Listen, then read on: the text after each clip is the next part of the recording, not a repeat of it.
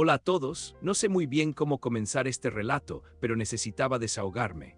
Supongo que no soy la única a la que un evento esperado, casi sagrado, se le arruina de la manera más absurda. Pero quería compartirlo porque, de alguna forma, sé que a alguien más le habrá pasado algo parecido, o tal vez peor. Y si mi experiencia puede servir de algo, aunque sea para reír un poco, pues aquí va. Mi nombre es Sofía y siempre he sido la típica chica que nunca quiere ser el centro de atención. Ser introvertida no significa que no tenga sueños o aspiraciones. Me refiero a que soy de esas personas que en las fiestas o reuniones suele estar en un rincón con un par de amigos escuchando y observando, mientras el resto del mundo gira. Tal vez uno de mis rasgos más fuertes sea que soy bastante idealista. Creo o creía en lo perfecto, en que cuando uno se esfuerza de verdad, la vida finalmente te da recompensas que valen la pena. He aprendido a la mala que no siempre pasa así, o al menos no de la manera que esperabas, pero para que entiendan todo tengo que hablarles de mi familia. Verán, somos 4. Mis padres, mi hermana mayor y yo. Mi hermana se llama Camila y aunque la amo porque es mi hermana, siempre he sentido que hay un abismo gigantesco entre nosotras. Camila es como un huracán. Extrovertida, carismática, risueña y capaz de hacerse notar en cualquier lugar, con cualquier persona. No es la típica villana de telenovela que conspira a diario para hacer el mal. Pero debo reconocer que es egocéntrica. Parece que no tolera que el foco de atención se pose en otra persona que no sea ella. Esto es algo que vi manifestarse en muchos eventos familiares. Fiestas, reuniones, bodas de primos, celebraciones de fin de año. Camila era la que bailaba, la que proponía juegos, la que salía con anécdotas graciosas y la que se llevaba los aplausos. No me malinterpreten, no es que me molestara hasta cierto punto, especialmente cuando era más chica. Por mi parte, nunca he querido reflectores encima. Pero con los años, empecé a darme cuenta de que esa búsqueda incesante de protagonismo a veces podía ser hiriente. Y en algunos casos podía llegar a arruinar momentos que no le correspondían. Sin embargo, la familia y yo lo dejábamos pasar porque siempre existía la justificación de «Ay, Camila es así, ya la conoces, no lo hace con maldad». El problema es que, con esa frasecita, uno termina normalizando muchas cosas que en realidad no deberían normalizarse. Durante la secundaria y la prepa, siempre me vi estudiando con esfuerzo, perdiéndome salidas con amigos para lograr buenas notas, y con la ilusión de que, cuando llegara el día de mi graduación universitaria, ese día fuera mío, ¿saben? Ese momento especial que te planteas desde pequeña cuando te dicen que si sacas buenas calificaciones y sigues las reglas, tendrás el gran reconocimiento. A lo mejor suena cursi, pero en mi caso, la historia comenzó por algo tan simple como ver a ciertos compañeros de bachillerato lucir sus medallas y diplomas y a sus padres orgullosos. Yo quería vivir ese sueño. Entonces, pasando el tiempo, llegué a la universidad con beca y con mucho sacrificio y trabajé duro durante esos años para ser una de las mejores alumnas. Me costó desvelos, estrés, me costó alejarme de la familia en más de una ocasión. Y aunque mis padres siempre me apoyaron, su atención a veces recaía más en Camila por una razón u otra. Pero bueno, ya se imaginarán lo que esto significa. Un montón de horas de estudio, menos salidas, menos diversión y una presión interna por destacar académicamente, aunque sin llamar la atención social. No sé si me explico, soy de esas que prefieren ser reconocidas por su trabajo, no por su personalidad arrolladora. Llegó el penúltimo semestre, en el que me di cuenta de que realmente tenía posibilidades de graduarme con un promedio muy alto. Al conversar con mis profesores, confirmé lo que sospechaba, podría optar a un reconocimiento especial por mi rendimiento. Claro que eso me llenó de ilusión, pero también de un pánico enorme. Me imaginaba en el escenario, con todos esos ojos mirándome, y sentía un hormigueo en las manos, pero ese hormigueo también era de felicidad. Era como por fin, Sofía, esto es tuyo, esta vez te toca a ti brillar y no a Camila. Hasta mis padres decían, medio en broma y medio en serio. Esta vez la atención será para Sophie, Camila. A lo que Camila respondía con risitas nerviosas y frases como, ay, pero si yo estoy feliz por ella. Me lo decía con media sonrisa que la verdad nunca me transmitió una verdadera emoción. Los meses pasaron y poco antes de la graduación oficial teníamos una serie de eventos en la universidad. Ensayos, las fotos con la toga y el birrete, la organización de la ceremonia en la que, por cierto, me habían pedido dar un pequeño discurso por mi promedio. Durante todo ese tiempo, Camila se mostró extrañamente desinteresada. Yo pensé que quizá era su forma de ser y no le importaba mucho nada que no tuviera que ver con ella. Pero empezó a hacer comentarios como, Ay, no entiendo por qué hacen tanto alboroto por la graduación, es una formalidad más, no es la gran cosa, o pues si Sofía va a dar un discurso, que sea algo breve, no vayan a aburrir a la gente. Eran comentarios que me dolían, pero me aguantaba. Prefería no discutir ni dramatizar. Llegó la semana de la ceremonia final y con ella mi propia familia parecía más emocionada que yo, excepto Camila. La noche anterior, por ejemplo, nos quedamos todos revisando mi atuendo, ensayando pequeñas líneas de lo que podría decir en el escenario. Me daba miedo hacer el ridículo, tartamudear o ponerme a llorar de nervios, pero mamá me dijo que si eso pasaba, todo el mundo lo comprendería. Hay que estar orgullosa de llorar de felicidad. Este logro es tuyo, me repetía. Papá asintió diciéndome que estaba muy orgulloso de mí. Noté que Camila apenas participaba, revisando el teléfono, suspirando de vez en cuando y de pronto haciéndome alguna broma que me ponía nerviosa. Cuando empieces a hablar, no hagas esa voz de niña buena que sacas, usa una voz firme, entre que era un consejo y una burla, no lo sé. Me terminé acostando tarde esa noche, con el corazón agitado. Tal vez por la ansiedad, apenas dormí 4 horas, pero al despertar tenía una emoción a flor de piel. Este va a ser mi día perfecto, pensé. Hoy voy a demostrarme que puedo hacerlo. Qué ingenua fui. El problema empezó a primera hora de la mañana. Mi mamá preparó un desayuno para todos antes de dirigirnos a la universidad. Camila apareció con un vestido exageradamente llamativo, de esos que usarías para una alfombra roja, no para la graduación de tu hermana. Era un vestido con lentejuelas, escote profundo y un color chillón. Ni voy a especificar qué color porque a estas alturas creo que cualquier cosa estridente les dará una idea. Parecía la invitada de honor de un programa de TV. Cuando le preguntaron por qué se vestía así, se encogió de hombros y dijo: «Es un día especial, no, hay que lucir geniales». Mamá me miró como pidiéndome que no iniciara drama. Y yo otra vez intentando creer que no tenía que importar, que use lo que quiera, dije para mis adentros, aunque sentí un nudo en la garganta. Llegamos a la universidad. Había gente por todas partes, compañeros con la toga y el birrete, padres, familias con arreglos florales, cámaras de fotos, era una locura. La emoción me invadió de nuevo. Me dieron mi birrete y con él un distintivo que indicaba que era una de las alumnas reconocidas. Cuando un profesor me vio, me dio un abrazo y dijo: «Tú eres la que dará el discurso, ¿verdad? Estamos muy orgullosos de ti. Será algo breve, pero seguro significativo». Apenas me estaba recuperando de la vergüenza, porque no me gusta mucho que me abracen en público, cuando se escuchó la voz de Camila a mi lado. «Claro que será breve, no queremos aburrir a la gente, ¿verdad, Sophie?». Era un comentario tan frío y burlón que me dieron ganas de contestarle algo, pero me contuve. Pensé que no valía la pena pelear en ese momento tan importante. Sin embargo, comencé a notar algo. Camila se empeñaba en interferir en cada momento en que la atención podía posarse sobre mí. Por ejemplo, estábamos tomándonos fotos con algunos compañeros y de pronto ella aparecía entre medio, haciéndose la graciosa, hablando en voz alta de su gran evento, que tendría la próxima semana una simple cena con colegas, nada del otro mundo, o hacía chistes sobre mis poses. La gente se reía, pero no de mí sino con ella, porque bueno, Camila sabe cómo hacer que otros se rían de sus chistes. Y ahí me quedaba yo, con cara de bueno, pues sigamos. No quiero sonar amargada, de veras, pero ojalá la hubieran visto en acción. Era tan evidente que quería desviar la atención, aunque sin hacerlo demasiado obvio como para acusarla abiertamente. Recuerdo un momento muy concreto antes de entrar al auditorio. El organizador le pidió a los padres y familiares que se colocaran en la parte de atrás para que los graduados fuéramos en fila. Mamá y papá iban detrás de mí, pero Camila no se movía. «Camila, por favor, con los familiares», le decía la encargada, y ella con esa sonrisita: «Sí, sí, ya voy», pero seguía caminando al lado mío haciéndome comentarios. Hasta que mamá, con un susurro apenado, la jaló del brazo y se la llevó. Uf, sentí un alivio tremendo. La ceremonia comenzó. El presentador dio la bienvenida y uno a uno fuimos pasando al frente para recibir los diplomas. Como no éramos muchos egresados, el protocolo fue bastante rápido. Cuando llegó mi turno, escuché mi nombre completo, mis logros académicos y la invitación a decir unas palabras. Fue un instante que, de pensarlo, se me eriza la piel. Ese trayecto caminando hacia el escenario, la gente aplaudiendo, mis padres aplaudiendo y yo repitiendo en mi cabeza: «No llores, no llores, no llores». No estaba Camila a la vista, al menos no en mi campo de visión inmediata, lo cual me dio un poco de serenidad.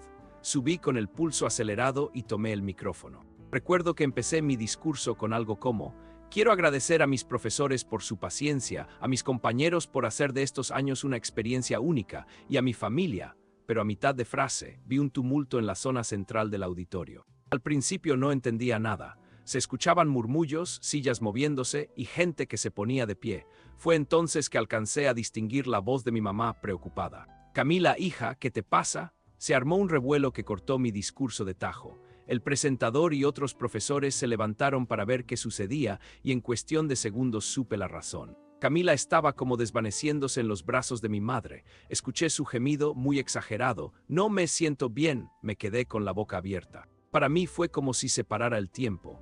Imaginé miles de posibilidades, que de verdad estuviera enferma, que fuera una emergencia, pero algo me gritaba que todo era una farsa. Mientras la mayoría del auditorio se volcaba a ver qué pasaba con Camila, yo me quedé clavada detrás del micrófono.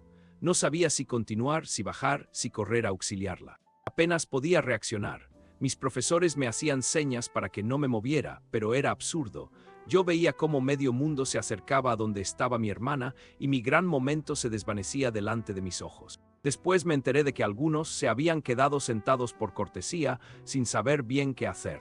Ni siquiera sé describirles la mezcla de emociones que sentí en esos segundos. Miedo, vergüenza, furia sobre todo, una furia que me quemaba por dentro porque yo sabía que Camila no estaba realmente enferma. Reconocía esa mueca en su rostro, la misma mueca que hacía cuando fingía un dolor de cabeza para no ir al colegio de pequeña. Esa mueca que aparecía cuando se sentía incómoda en algún lugar y quería atención. La cuestión es que la gente empezó a salir del auditorio en un barullo tremendo para llevar a Camila a una banca o buscar ayuda médica. Uno de los profesores me hizo un gesto, baja, baja, ven, y entonces lo hice, con el birrete a medias, el micrófono abierto y el corazón hecho pedazos. Me acerqué a mi madre y a la enfermera de la universidad. Camila estaba con los ojos semicerrados, soltando suspiros melodramáticos. A mí me temblaba todo, y cuando por fin estuve lo suficientemente cerca para hablarle, le dije en voz baja: «Deja de fingir». Recuerdo que ella abrió los ojos un segundo, me miró sin mucha convicción y luego siguió con su acto. En eso, solté algo que nunca había dicho frente a tanta gente. «Ya basta, Camila, no me arruines este momento, lo haces a propósito». Fue como si todo el mundo se quedara en silencio por un segundo, atónito. Mi madre me miró con cara de «no digas eso», y algunos de mis compañeros se quedaron con los ojos como platos. Sinceramente, no me enorgullezco de ese grito. Fue impulsivo y desesperado, pero tenía la sangre hirviendo. Sentía que me estaban arrebatando algo único, algo por lo que había trabajado muchísimo y que se suponía que era mi gran día. Camila, fingiendo indignación, murmuró: «¿Cómo puedes pensar eso? De verdad me siento mal». Y yo, con la voz temblorosa, repetí: «Mentira». Fue la gota que derramó el vaso. Mi papá, viendo la escena, me llevó aparte. Me pidió que me calmara, que me controlara, que no dijera cosas de las que luego me arrepentiría. Pero yo no podía creer que una vez más Camila se salía con la suya, con su drama, con su necesidad de ser el centro de todo. No sé si lo habrán experimentado, pero es una sensación horrible cuando te das cuenta de que tu momento se destruyó y no hay forma de repararlo ahí mismo. La ceremonia continuó de manera atropellada. De hecho, acortaron mi discurso y el de otros chicos porque se perdió el orden que llevaban. El ambiente quedó enrarecido, la gente murmurando, algunos diciendo «pobre Camila», otros susurrando «pobre Sofía». Mi graduación, que debió ser una celebración alegre, terminó en caos. Con la adrenalina y el coraje, terminé saliendo del auditorio antes de que concluyera el evento. Mamá me llamó para que no me fuera, pero estaba tan abrumada que no pude contener el llanto. ¿Y a dónde fui? A un pasillo cercano, llorando contra la pared, sintiéndome la persona más ridícula e ingenua del planeta. Un rato después, mi papá fue a buscarme y trató de consolarme. Con su mejor intención, dijo que podía dar mi discurso en la reunión familiar que haríamos más tarde en un restaurante. Pero ¿cómo explicar el vacío que sentía? Era como si me hubieran cambiado la final de un partido de fútbol real por un partidito improvisado en el patio. No era lo mismo. Mi padre me abrazó pidiéndome que fuera compasiva con Camila. Tal vez sí se sintió mal, insistió, pero no, yo sabía que no, y en mi silencio él interpretó que yo era quien estaba exagerando. No me quedé al resto de la ceremonia. Me sentía devastada. Me fui a mi casa por mi cuenta, en taxi, con el birrete arrugado entre las manos. Y lloré hasta quedarme dormida, deseando que al despertar todo hubiera sido un mal sueño. Al día siguiente tenía el celular lleno de notificaciones. Mensajes de compañeros, de profesores y de amigos que estuvieron ahí. Me decían que había circulado un video, filmado por un estudiante, que captaba justo el momento en que Camila, con cara de aburrimiento, se alejaba para llamar la atención, y luego en el que se dejaba caer de una forma bastante falsa. Me decían que al verlo se notaba clarito que había fingido. Me escribían cosas como: oye, Sophie, lamento lo que pasó, se ve que tu hermana lo hizo a propósito, eras súper valiente, no te sientas mal por alzar la voz. Eran mensajes de apoyo, de empatía, pero a la vez confirmaban todo lo que yo sentía. Me indignó y me calmó al mismo tiempo. Fue difícil explicarle eso a mis padres, que todavía dudaban de la intencionalidad de Camila. Papá, al ver los videos, se quedó callado. Mamá simplemente negó con la cabeza, como negándose a creer que su hija mayor hubiera sido tan infantil, pero no pudieron negar la evidencia. Esa fue la primera vez que los vi molestos con Camila. Una molestia que no se atrevieron a externar de inmediato porque Camila se puso en plan de víctima. Ustedes piensan que soy una mentirosa. Ay, pobrecita de mí, tampoco se disculpó conmigo. Se refugiaba en frases ambiguas del tipo: si me sentía mal, ¿qué iba a hacer?